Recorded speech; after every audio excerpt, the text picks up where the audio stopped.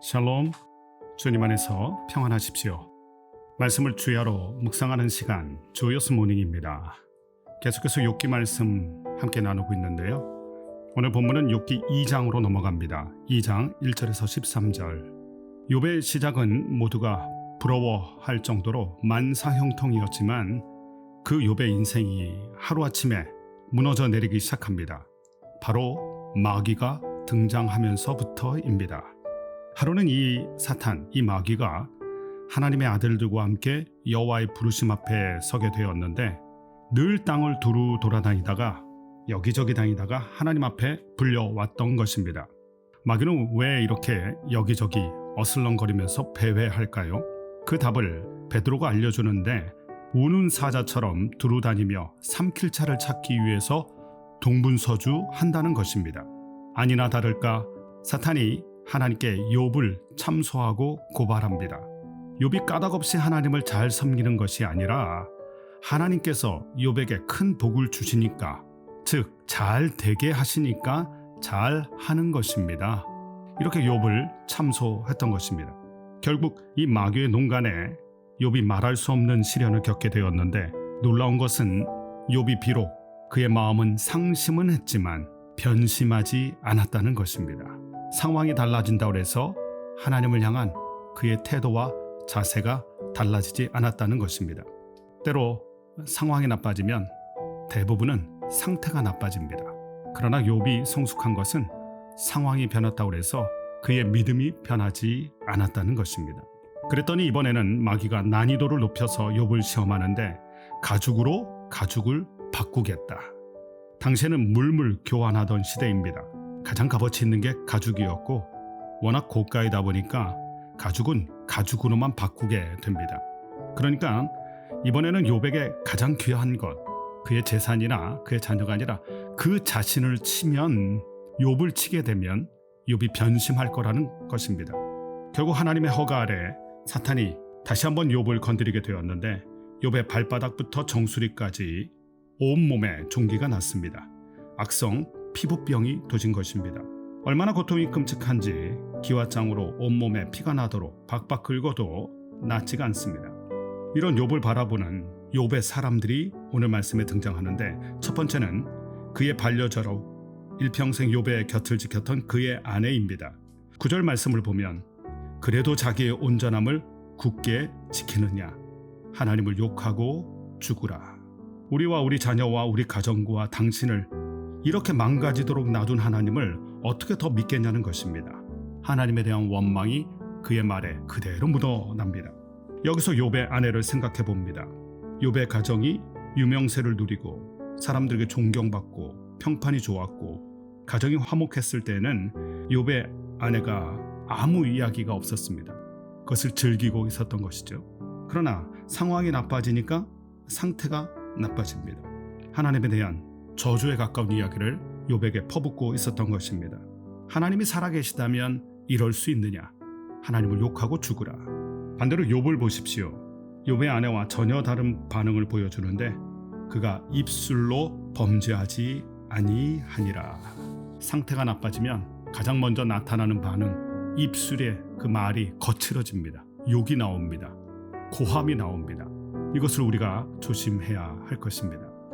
욥의 아내는 원망과 불평과 불신의 말들이 봇물처럼 터져 나오는데 욥은 오히려 침묵합니다. 이런 욥과 욥의 아내의 모습을 보면서 몇 년 전 우리의 눈시울을 뜨겁게 만들었던 영화 한 편이 생각이 났습니다. 여러분도 잘 아시는 교회 오빠라는 다큐멘터리 영화인데 그 영화에 보면 인상 깊은 고백들이 나옵니다. 투병 가운데 죽어가던 남편 이관희 집사님께서 이렇게 고백을 하셨습니다.